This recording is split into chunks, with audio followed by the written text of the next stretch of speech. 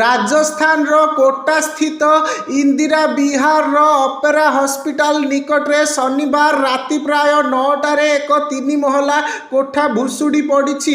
एथिरे 2 छात्रंक मृत्यु होइथिबा बेले 15 जन आहत होइछंती। सेमानकु कोटा मेडिकल कॉलेज रे भर्ती करा जाइछि। मृत छात्रंक नाम आर्यन जहाँको बयस 20 वर्ष एवं तांको घर पश्चिम बंगरे बोली जना पड़ी। भग्नावशेष मध्यरे किछि छात्रंक समेत अनेक लोक फसी रहिथिबा आशंका करा जाउछि। सुरक्षा को दृष्टि रे रखी कोठार विद्युत व्यवस्था को काटी दिया जाइछि।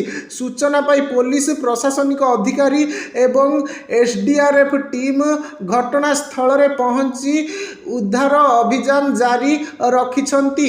एही समय रे भग्नावशेष लोकों चित्कार शुणा मिली। तेणु भग्नावशेष हटाइबारे सावधानता अवलंबन करा जाउछि। उद्धार बेले जड़े कर्मचारी आहत होइछंती। घटनार गंभीरता को दृष्टि रे रखी राज्य शिक्षा मंत्री मदन दिलावर घटनास्थल रे पहुंची उद्धार अभियान तदारख करिछंती। 5 ରୁ 7टी जेसीबी और गोटे हाइड्रा द्वारा भग्नावशेष हटा जाउछि।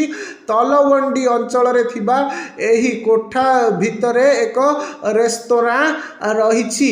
दुर्घटना बेले किछि ग्राहक और रेस्तोरां रे काम करुथिबा 12 ରୁ 15 जन कर्मचारी थिले। सेमाने भग्नावशेष तले चापी होई जाइथिबा कुहा जाउछि।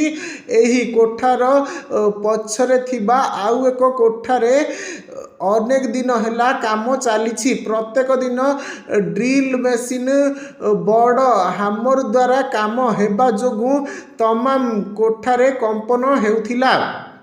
कमलेश मेहटा नामक जड़े प्रत्यक्षदर्शी कहिछंती कोठा भुशुड़ीबा बेले बाण फुटिबा भली शब्द होइथिला। आमे तुरंत घटनास्थल रे पहुंचीथिलु। एही समय रे भितरु आमको बंचाओ बंचाओ शब्द शुभिथिला।